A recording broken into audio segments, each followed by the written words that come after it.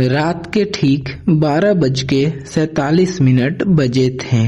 लखनऊ के बाहरी इलाके में स्थित वह पुराने पुस्तैनिक मकान के चारों तरफ सन्नाटा पसरा हुआ था। बाहर तेज आंधी चल रही थी और कमरे की चरमराती हुई खिड़की बार बार अपने आप खुल बंद हो रही थी, मानो कोई अनदेखी साया अंदर आने की छटपटाहट में हो। 22 साल का अरुण अपने कमरे के अंदर अकेला बैठा हुआ था। आज ही दोपहर में उसे अपने दादाजी का एक पुराना जंग लगा हुआ संदूक मिला। जब अरुण ने उसे खोला तो कपड़ों के नीचे उसे मखमली कपड़ों के नीचे एक अंदर लपेटी हुई चीज मिली। एक सूखी कटी हुई बंदर की हथेली यानी पंजा। जैसे ही अरुण वह ठंडे बेजान पंजे को अपने हाथ में लिया, कमरे की पीली लाइट एक बार जोर से झपकी और पूरा कमरा बर्फ जैसा ठंडा हो गया। संदूक के तलवे में एक धुंधला सा कागज भी था, जिसपे उर्दू और हिंदी के मिले जुले शब्दों में लिखा था, यह महज कोई अविशेष नहीं है। इस पंजे में वह ताकत है जो इंसान की 3 मन्नतें पूरी कर सकती है। लेकिन याद रहे, किस्मत से खिलवाड़ की हर मन्नत अपनी एक भयानक कीमत वसूलती है। अरुण ने एक ठंडी हंसी हंसते हुए कहा, 2021 में भी आज के टाइम इस बातों पे लोग यकीन करते हैं। बकवास। तभी खिड़की जोर से टकराई। माहौल के सन्नाटे को तोड़ने के लिए अरुण ने मजाक मजाक में वह पंजे को हवा में लहराया और कहा, ठीक है, अगर यह पंजे में दम है तो काश मेरे पास 5 लाख रुपए आ जाएं। जैसे ही यह शब्द उसके मुंह से निकले, उसके हाथ में वह मौजूद सूखा पंजा अचानक जिंदा इंसानी मांस की तरह फड़क उठा। वह अरुण की उंगलियों के बीच हल्का सा हिला, जैसे किसी ने उसे भीतर से खींच लिया हो। अरुण ने खौफ के मारे चीखते हुए उस पंजे को जमीन पे फेंक दिया।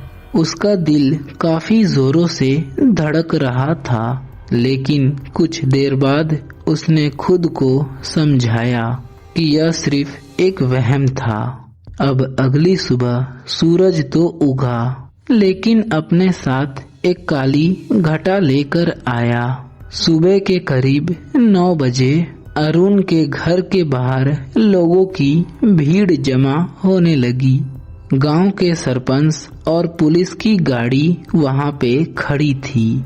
अरुण की मां की चीख से पूरा इलाका दहल उठा। खबर आई थी कि अरुण का छोटा भाई रोहित, जो लखनऊ शहर की एक फैक्ट्री में काम करता था, सुबह आते वक्त एक बेहद दर्दनाक हादसे का शिकार हो गया। एक काफी तेज ट्रक उसके बाइक को ऐसा कुचला कि उसके शरीर को पहचानना मुश्किल था। अरुण के पैरों तले जमीन खिसक गई। पूरा घर मातम के समुंदर में डूब गया। तभी दोपहर के वक्त रोहित के फैक्ट्री के मैनेजर का फोन आया।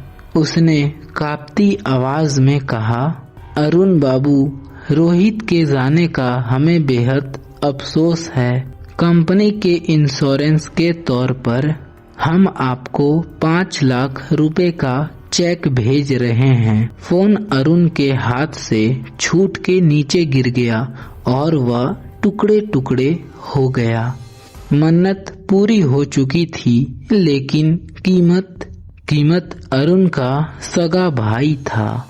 दूसरी मन्नत मौत के पार से दस्तक। 2 दिन बीत गए। घर में हर तरफ रोहित की तस्वीरें और उसकी यादें बिखरी हुई थी। अरुण की माँ का रो रो के बुरा हाल था। वह पागल सी हो चुकी थी। अरुण का दिमाग भी अब खौफ के दलदल में धंस चुका था। वह इस बात को बर्दाश्त नहीं कर पा रहा था कि उसके लालच ने उसकी भाई की जान ले ली। रात के ठीक 2 बजे अरुण ने पागलों की तरह वह संदूक को दोबारा खोला। कांपते हाथों से वह खूनी पंजे को फिर से उठाया। उसकी आंखें लाल थी। उसने रोते हुए चीख कर कहा, मुझे मेरा भाई वापस चाहिए, जैसे भी हालत में हो। रोहित को मेरे पास वापस भेज दो। कमरे की बत्तियां तुरंत चल गई। बाहर चल रही हवा एकदम से थम गई। एक ऐसा सन्नाटा छा गया जो कानों को बहरा कर दे।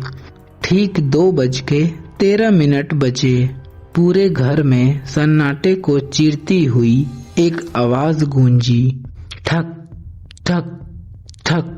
घर के मुख्य दरवाजे पर किसी ने दस्तक दी थी। अरुण की माँ, जो भाई के गम में जागी हुई थी, वह झटके से उठी। मेरा रोहित आ गया। मुझे मालूम था मेरा बच्चा मुझे छोड़ के नहीं जा सकता।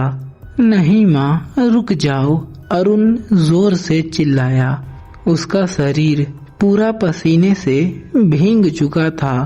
तभी दोबारा दरवाजा बजा, ठक ठक। इस बार दस्तक और जोरदार थी, जैसे कोई लकड़ी को तोड़ देना चाहता हो। तभी दरवाजे के पार से एक आवाज आई, भैया, माँ, दरवाजा खोलो, बाहर बहुत ठंड है, मुझे बहुत दर्द हो रहा है। वह आवाज रोहित की ही थी, पर लेकिन उसके अंदर कोई भी इंसानी गर्माहट नहीं थी। वह आवाज ऐसी थी जैसे फेफड़ों से नहीं, बल्कि किसी सड़ते हुए गले या जमीन के गहराई के अंदर से गूंज रही थी। अरुण की माँ दीवानी होकर दरवाजे की कुंडी खोलने की ओर बढ़ी। अरुण ने अपनी माँ को खूब तेजी से दरवाजे की ओर से धक्का दिया और खुद दरवाजे के पास गया। उसने कांपते हुए अपने आँख व दरवाजे के होल के आईने में टिकाई। बाहर की पीली लाइट में जो उसने देखा, उसे देखकर अरुण के हलक से चीख भी नहीं निकल पाई। दरवाजे के बाहर खड़े हुए पैर सीधे नहीं थे। वह दोनों पैर पीछे की तरफ उल्टे मुड़े हुए थे और उन पैरों की हड्डियां मांस को फाड़कर बाहर निकली हुई थी, जिनसे काला गाढ़ा खून फर्श पर टपक रहा था। एक्सीडेंट में कुचली हुई रोहित की लाश अपनी ही कटी फटी हड्डियों के सहारे वहां पर खड़ी थी। अब दरवाजा पूरी ताकत से हिलने लगा था, जैसे वह सड़ती हुई लाश उसे तोड़ देगी। भैया खोलो, मुझे अंदर आने दो। तो अरुण समझ गया जो बाहर खड़ा है वह उसका भाई नहीं है।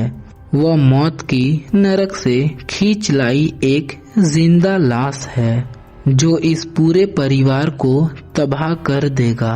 दरवाजे की कुंडी बस टूटने ही वाली थी। माँ पागलों की तरह अरुण को हटाकर दरवाजा खोलने की कोशिश कर रही थी। तभी अरुण ने जेब से वह बंदर के पंजे को बाहर निकाला, उसे अपनी मुट्ठी में दबाया और अपनी पूरी जान लगा के तीसरी और आखिरी मन्नत मांगी। जो कोई भी बाहर है वह इसी वक्त हमेशा हमेशा के लिए वापस चला जाए और शांत हो जाए। तभी एक पल के लिए लगा कि जैसे वक्त थम गया हो। दरवाजे पे होने वाली वह भयानक दस्तक अचानक बंद हो गई। हवा का भारीपन कम हो गया। अरुण ने कांपते हुए हाथों से दरवाजा को खोला। बाहर दूर दूर तक कोई भी नहीं था, लेकिन जब टॉर्च की रोशनी में उसने नीचे देखा, सीढ़ियों से लेके सड़क की तरफ जाते हुए कीचड़ और गहरे काले खून के घिसटते हुए निशान थे, जैसे कोई अपनी लाश को घसीटते हुए शमशान की ओर लौट गया हो। अब चौथी मन्नत। अगली सुबह अरुण ने उस भयानक पंजे को उसी संदूक के अंदर रख दिया और उस पर एक बड़ा सा ताला लगा दिया और उसने कसम खाई कि वह संदूक को अब कभी भी नहीं खोलेगा और इसे गंगा में बहा देगा। लेकिन जैसे ही वह संदूक को उठाने के लिए हाथ बढ़ाया, उसे वह बंद मोटे संदूक के अंदर से एक बहुत धीमी, फुसफुसाती और रोंगटे खड़े कर देने वाली आवाज सुनाई दी। वही रोहित जैसी आवाज। भैया, 3 मन्नतें तो इस पंजे की मालिक की थी, वह पूरी हो गई, लेकिन अभी भी एक मन्नत बाकी है जो मैंने मांगी है। अरुण का चेहरा सफेद पड़ गया।